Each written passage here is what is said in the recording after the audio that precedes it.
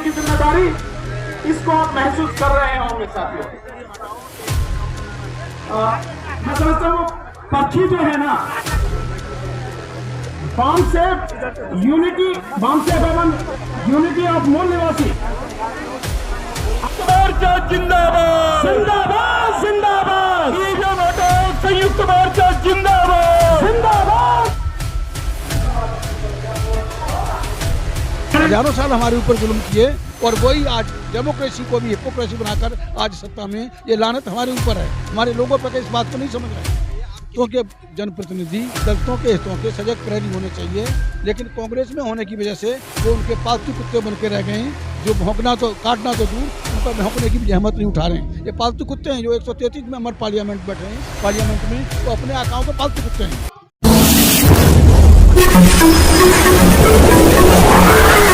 मैं एम नफीस रशीद, आप देख रहे हैं भारत न्यूज़ 247। लगातार जैसे मैंने ईवीएम का विरोध दिखाया आपको और जंतर मंतर से मैं बड़ी कवरेज कर रहा था, और जिस तरह का बड़ा प्रोग्राम यानी कि ईवीएम के विरोध में हुआ है, अब जानना ये रह गया है कि भाई किस तरह से इस मिशन को आगे बढ़ाया जाएगा। क्योंकि संयुक्त मोर्चे की ओर से तो बहुत बड़े बड़े दावे किए जा रहे हैं, पर ये दावे हकीकत में कब बदलेंगे ये भी जानना जरूरी है। अंबेडकर समाज पार्टी के राष्ट्रीय अध्यक्ष भाई तेज सिंह मौजूद हैं, साथ में काफ़ी सारे लोग मौजूद हैं। इन लोगों ने जो इरादा बनाया है वो जान लेता हूं। जिस तरह संयुक्त राष्ट्रीय मोर्चा ये विरोध प्रदर्शन कर रहा है ईवीएम के विरुद्ध में, और आपने भी बैनर पर लिख दिया है कि ईवीएम देवी ईवीएम, और मैं जहाँ तक समझता हूँ कि देवी जो कहा जाता है भारत में, वो कहीं ना कहीं किसी की आस्था के मुतालिक भगवान को या भगवान की घरवाली को कहा जाता होगा, कहा जाता है। तो आपने ये ईवीएम को देवी क्यों कहा, और मोर्चा कहाँ तक आगे बढ़ेगा? देखिए, चाहे कोरोना का टाइम हो, चाहे देश के मतलब बदहाली हो, इनके 33 करोड़ देवी देवता फेल हो चुके, तब इन्होंने सवर्ण हिंदुओं ने ये इस देवी को बाहर से इंपोर्ट किया।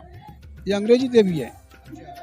ये अंग्रेजी देवी को जब 33 करोड़ देवी देवता इनके फोर, जापान से आई ना मशीन, तो वहाँ भी तो देवता हैं, मतलब वहाँ ऐसा नहीं है वहाँ पे। लेकिन ये तो जापान से आई है, चाहे जर्मनी से आई है, वो बात एक ही है, समझिए ना।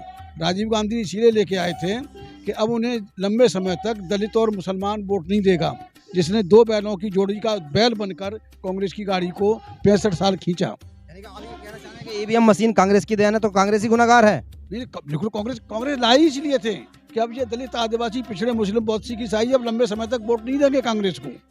हाँ, दलित और मुसलमान, कांग्रेस का पहले चुनाव होता था 2 बैलों की जोड़ी, उस 2 बैलों की जोड़ी का बैल बन के अब इनकी गाड़ी को नहीं खींचेंगे।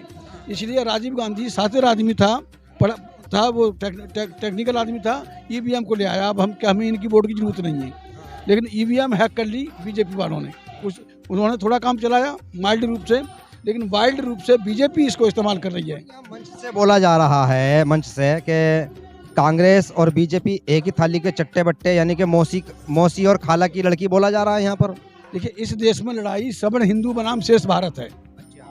सवर्ण हिंदू बनाम शेष भारत लड़ाई है, मतलब 10% बनाम 90%, और 90% लोगों पर 10% राज करें, तो ये तो लोकतंत्र का मतलब ये सब लोग अपमान है। तो यानी कि सारे मामले की जड़ जो है वो यही है, जात पात। बिल्कुल जाति है, जाति रियलिटी यूनिवर्सल ट्रूथ है। So far as this country of ours is concern, यहाँ इस देश में आज भी बगैर जात पूछे कोई पानी नहीं पिलाता, ना बगैर जात पूछे कोई पानी पीता है। तो जाति से बाहर कुछ नहीं है। और जाति के आधार पर ये देखिए, जब डेमोक्रेसी आई, जमहूरियत में मेजॉरिटी का शासन होना चाहिए, लेकिन 76 सालों में माइक्रो माइनॉरिटी, मुट्ठी भर नहीं, चुटकी भर लोग सत्ता पर काबिज हैं, और वो हमारी परेशानी का सबब है। जिन लोगों ने हजारों साल हमारे ऊपर जुल्म किए, और वही आज डेमोक्रेसी को भी हिपोक्रेसी बनाकर आज सत्ता में, ये लानत हमारे ऊपर है। हमारे लोगों पर इस बात को नहीं समझ रहे हैं। आप किसी की आस्था पर चोट नहीं कर रहे हो कि ईवीएम मशीन को देवी कह रहे हो? 2500 साल तक इतिहास गवाह है, 2500 साल तक हमारी आस्था नहीं, हमारी माँ बहन बेटियों की ऐसी तैसी की, और आज भी कर रहे हैं।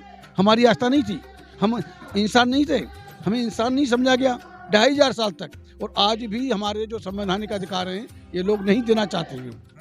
समझ गए ना, असल लड़ाई संविधान की। उनकी कहाँ है? वो बहुत कुछ दे रहे हैं, मंदिर दे रहे हैं, और राशन भी दे रहे हैं, वादे कर रहे हैं, बड़े बड़े काम दे रहे हैं। पेट पलता है मंदिर से, और किसी का नहीं होता।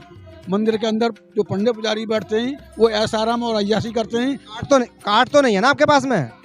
कार्ड तो नहीं है ना आपके पास? उसकी कार्ड वोट का अधिकार जो बाबा साहब डॉक्टर अम्बेडकर ने दिया, अगर हम वोट का अधिकार का सही इस्तेमाल कर लेते तो इनका मंदिर सब अब हम उड़ जाते, मंदिर सब कुछ हो जाता, कुछ नहीं बचता। कर रहे हो, बड़ी पार्टी कोई भी विरोध नहीं कर रही है, जैसे मायावती विरोध नहीं कर रही है, चंद्रशेखर विरोध नहीं कर रहे हैं, खुल का कोई विरोध नहीं कर रहा है। बड़ी पार्टी है, इनकी सोच घटिया हो, वो बड़े लोग नहीं हो सकते, घटिया लोग सोच वाले, उन्हें पता नहीं है कि 2500 साल तक हमारी कौम के साथ क्या हुआ है और आज क्या हो रहा है। आज भी हत्या बलात्कार जो हो रहे हैं हमारे दलित और आदिवासी लड़कियों के हो रहे हैं, पिछड़ों की लड़कियों के हो रहे हैं।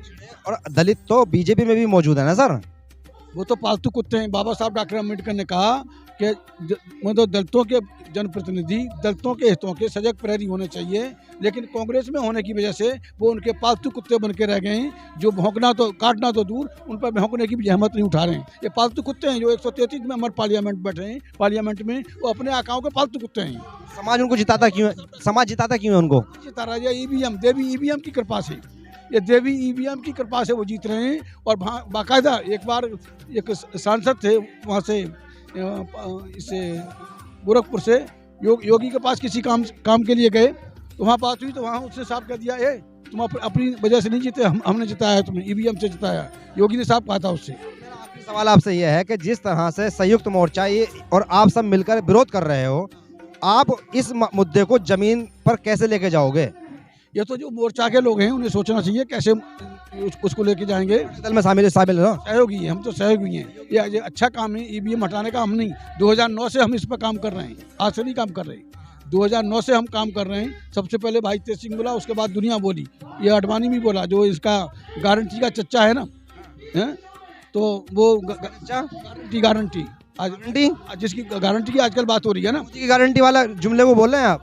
वही उसका वो फर्जी गारंटी का चच्चा था ना वो लाल कृष्ण अडवाणी, उसने बोला, उसकी पार्टी ने बोला।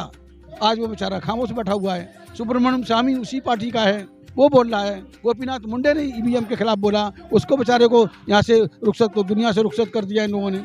तो आप समझ सकते हैं कि ये क्या है। ये तो ये कातिल लोग हैं, क्रिमिनल लोग हैं। अमित शाह, मोदी जैसे लोग, योगी जैसे लोग, ये क्रिमिनल लोग हैं। इन क्रिमिनल लोगों से कोई और बेहतरी की उम्मीद नहीं की जा सकती। और सवाल मैं बंद कर रहा हूँ आपसे कि अब चुनाव आने वाला लोकसभा का, तो क्या आपकी पार्टी चुनाव का बहिष्कार करेगी? नहीं, अगर ये सारा एक मोर्चे में आज मतलब एक आम सहमति बनती है तो निश्चित तौर पर हम बहिष्कार करेंगे। ये बड़ी जानकारी दी गई है कि अगर सब लोग बहिष्कार करते हैं ईवीएम से चुनाव ना होने के लिए कि तो फिर हो सकता है कुछ बड़ा बदलाव आए। पर इससे पहले मैं समझता हूँ मोर्चा कितनी कोशिश कर ले, कितने बड़े बड़े प्रोटेस्ट कर ले, कोई हल होता नजर नहीं आता है, क्योंकि सत्ता से जुड़े लोग और दलितों में भी बहुत सारी सीटें ऐसी हैं जो सुरक्षित सीटों से जीतकर बीजेपी कांग्रेस में चले जाते हैं, वहाँ कोई परिवर्तन की बात नहीं होती नजर आती है। तो जितना मर्जी विरोध कर लो, जब तक के बड़े स्तर पर ना सोचा जाएगा, जब तक कुछ होता नजर नहीं आएगा। मैं एम नफीस रशीद, आप देख रहे थे भारत न्यूज़ 247।